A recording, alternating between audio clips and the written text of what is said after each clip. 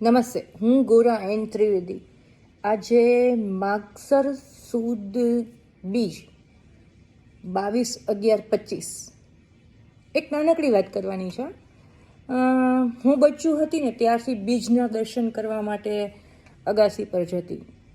પછી મેં આગલી જનરેશનને સમજાવવાની કોશિશ કરી, પણ મોટાભાગના લોકોને આ વસ્તુ ખબર નથી. બીજનો ચંદ્ર છે ને ઉગતું તરફ એટલે કે પૂનમ તરફનો બીજનો ચંદ્ર ભગવાન શંકર મહાદેવના મસ્તક પર જે ચંદ્ર છે ને એ ચંદ્ર છે. એટલે એ પૂજનીય છે, શુભ છે. શુભ કઈ રીતે? આપણને જેમાં ઇન્ટરેસ્ટ છે એ લાભ, financially success.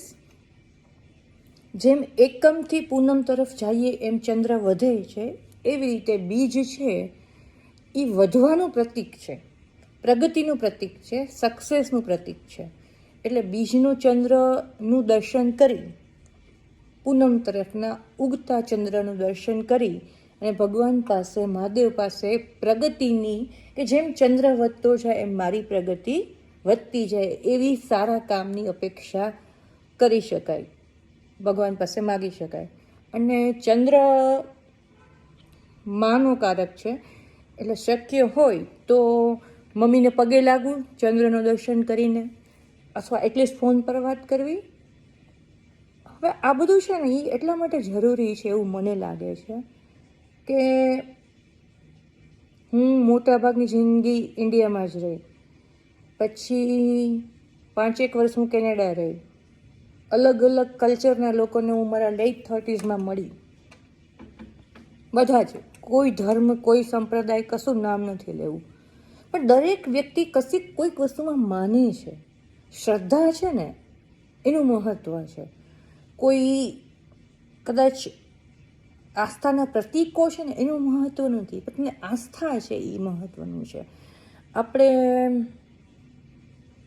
I am sorry પણ લાઈક કહેવાતા આધુનિક ભણેલા ગણેલા હિન્દુ લોકો આ બધું છોડી રહ્યા છે કે ભાઈ આ બધું આઉટડેટેડ છે, અમને ખબર જ નથી, અમે એવું માનતા જ નથી.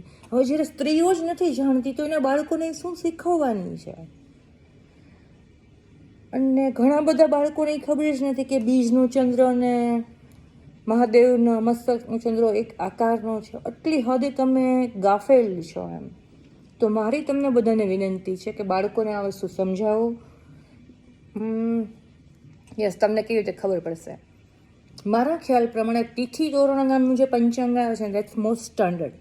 બહુ બધા સંપ્રદાયના અલગ અલગ આવે છે, પોતાની 11, પોતાની પૂનમ, પોતાનો વધારો, પોતાનો ઘટાડો. નો, હું તિથિ તોરણને ફોલો કરું છું ને એવું માનું છું કે એ બહુ વ્યવસ્થિત છે. તો એમાં જે પ્રમાણે બીજ આવતી હોય એ આપણા મંથલી કેલેન્ડરમાં ટીક કરી નાખવાની કે આ બીજ છે. એટલે બીજના સાંજનો એલાર્મ મૂકી દેવાનો કે અગાસીમાં જઈને જોશું કઈ દિશામાં આવશે. પશ્ચિમમાં આવશે. પશ્ચિમમાં ક્યારેક ઉત્તર તરફ, ક્યારેક દક્ષિણ તરફ, ઋતુ પ્રમાણે, સિઝન પ્રમાણે, દિવસો પ્રમાણે. આપણા બધા મંદિરો એવી રીતે બનેલા છે કે ક્યારેક તો એક્ઝેક્ટ મહાદેવનું મંદિર જ્યાં હશે એની ઉપરથી જ તમને બીજનો ચંદ્ર દેખાશે.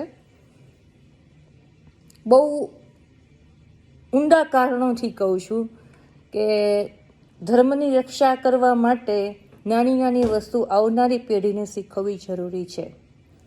ધર્મ રક્ષતી રક્ષિતા. Thank you.